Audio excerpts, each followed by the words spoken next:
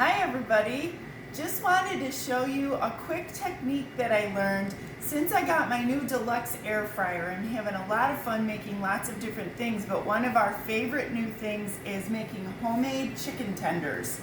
This booklet that comes with the air fryer has all sorts of great recipes, including really delicious crispy chicken wings and coconut fried shrimp, stuffed mushrooms, but it also has chicken parmesan, roasted vegetables, cod with vegetables, all sorts of fun things you can do.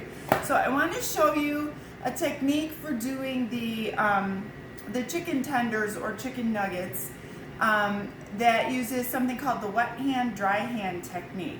So first of all, I have a few chicken pieces. This was a chicken breast that I just cut into nugget sized pieces. You could also buy the chicken tenders at the store, but the chicken breasts tend to be a little bit cheaper, so go ahead and use those. I've got them tossed with a little oil and some of our garlic and herb rub seasoning. You can put any kind of seasoning in there if you want. You could just do plain salt and pepper or like a southwestern seasoning or whatever you wanted. And I want to show you how we're going to dip these and get them ready to go in the air fryer. So we're going to have, my left hand's going to be my wet hand, my right hand's going to be my dry hand. So I'm going to pick up the chicken with my wet hand, put it in some flour here, and then come over with my dry hand, cover it up with a little bit of flour, flip it around, make sure it's all nicely coated, and then drop it in the egg here. And this is eggs with a little bit of milk beaten up. And I'm going to use my wet hand to dip it around in there and then toss it in with my crushed cornflakes. And then I'm going to use my dry hand to coat it with the cornflakes. And then it's going to go over here on my tray. This is one of the trays that comes with the air fryer. I've sprayed it with a little bit of oil just to keep those from sticking. And then I'm going to do the same thing. So wet hand, put it in here. Dry hand's going to cover it with flour, put it in here. Wet hand's going to flip it around, cover it with egg. Dump it in the crumbs. Dry hand's going to come over and coat them with crumbs. And that way you don't end up with two hands that are all caked with all sorts of stuff stuck on them. So this is keeps it a little neater in the kitchen.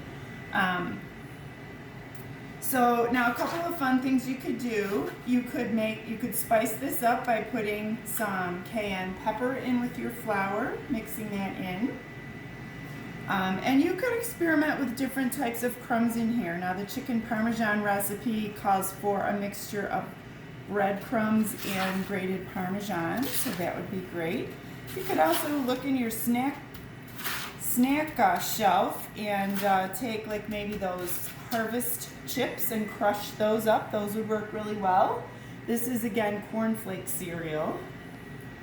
So I've got some in my air fryer and I'm going to show you in just a minute because they're almost done while I finish these off.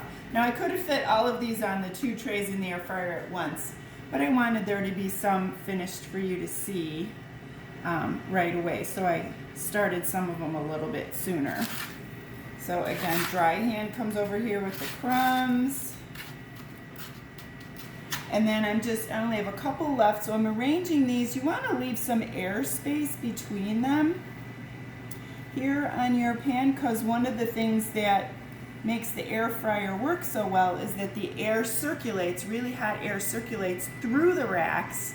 And in fact, you want to flip the racks halfway through your time, and it'll beep at you to tell you to do that. But you want there to be lots of air circulation for this to go around.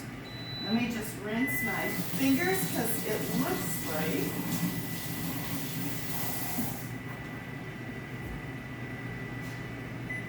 it looks like our chicken tenders are done. So this is our air fryer. It's telling me things are ready. I've again just got the one tray in here, but you could do both trays at once. Look how nice and crispy those look. Doesn't that look great? So there are our chicken tenders. Now with chicken, you want to make sure that you know it's done in the middle. It needs to be up to 165. So I'm going to use my instant read thermometer here. And yeah, it's over that. It's up to about 175. So these are good and done in the middle, which is great. So that's how you make your chicken tenders. We could have done both of these racks at the same time. It only takes 9 minutes to air fry these. And what you're gonna do before you put them in is just spray them with a little oil on top before you put them in the air fryer. So instead of being dunked in hot oil, if they were deep fried, they just get a little bit of oil sprayed on the top, and then they get baked in our air fryer with that hot air and that air circulation, and you get delicious tenders. So I hope you've enjoyed learning a new technique, and if you have any questions, please let me know.